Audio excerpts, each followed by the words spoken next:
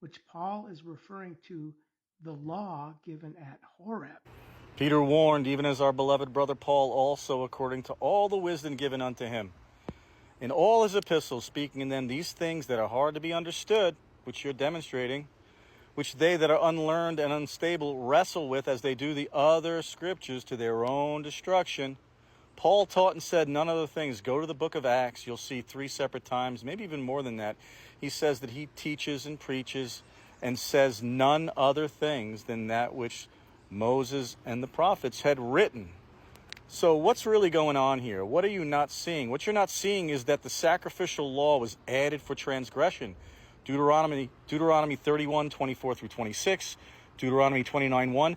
Deuteronomy 31, 24 through 26, you'll see that it's handwritten ordinances. Now you bring up Colossians 2:14, and I have a particular problem with your teaching because you're teaching people that the 10 Commandments were nailed to the cross, that the covenant given at Horeb is finished at Calvary seems to be what you're teaching, and that is a gross and inaccurate thing to do. The 10 Commandments are everlasting. They are an everlasting covenant. They were written by the finger of God on tablets of stone. They are not written in handwriting by men. Paul tells us that circumcision is nothing and uncircumcision is nothing but the keeping of the commandments of God. So the sacrificial law and the customary laws nailed to the cross, contrary to us, they are against us. Ezekiel chapter 20. You know, I've pointed you to these scriptures, and rather than go read them, you just want to make response videos. So please go study these scriptures out, because it's beautiful and really enlightening when you come to the realization like, oh, now I can really read the writings of Paul with much better understanding, because Paul never, ever teaches or preaches against the Holy Covenant. He never teaches or preaches against the 10 Commandments. He's only speaking against the sacrificial law. That's the law that's contrary to us. That's the law we are not to live in, because the sacrificial law is punishment for those who break the Holy Covenant. So Yeshua comes, he finishes sacrificial law, he refreshes the Holy Covenant at Horeb, and then he magnifies the law and makes it honorable. How does he do that? Well, he teaches us in Matthew chapter 22, verses 37 through 40. Matthew 22, 37 through 40, and especially take a look at verse 39, because that's all about loving your neighbor as you are to loving your neighbor as you love yourself, loving God with all your heart, with all your soul, with all your strength. Loving your neighbor as you love yourself is what's going on between you and I. Okay, you and I are attempting to rebuke each other. Perhaps you're trying to help me because you consider it love, but one of us is in error, okay? And, well, maybe both of us are in error in to some degree, because I'm always learning. I don't have it all figured out. But in this department, when it comes to the difference between the law of sin and death and the law of life and liberty, you're demonstrating that you're conflating the two. You're saying things like we're no longer under the law because we're saved by faith. Well, we are saved by faith. We're saved by grace through faith, but faith is faithfulness to keep covenant.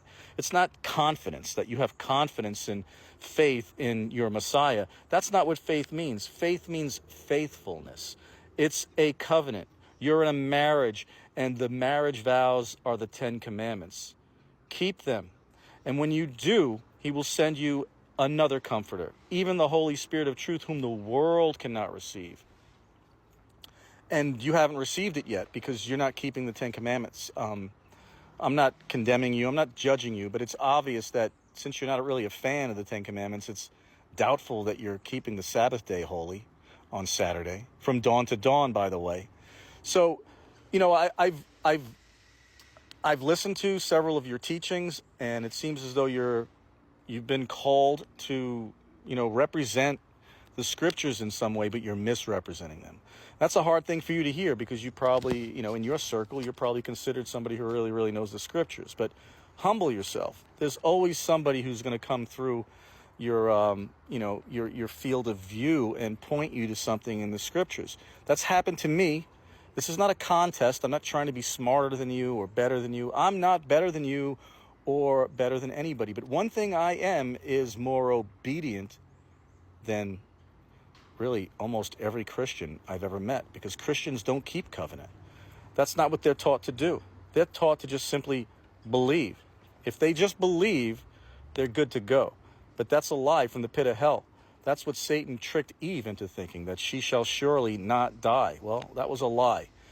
We all are destined to die, and unless we're here when he returns, and if you're going to make it, if you're going to be resurrected to everlasting life, then you better be following the law of life and liberty. And don't be equating it with the law of sin and death. That's a grave mistake, a doctrine that is fake.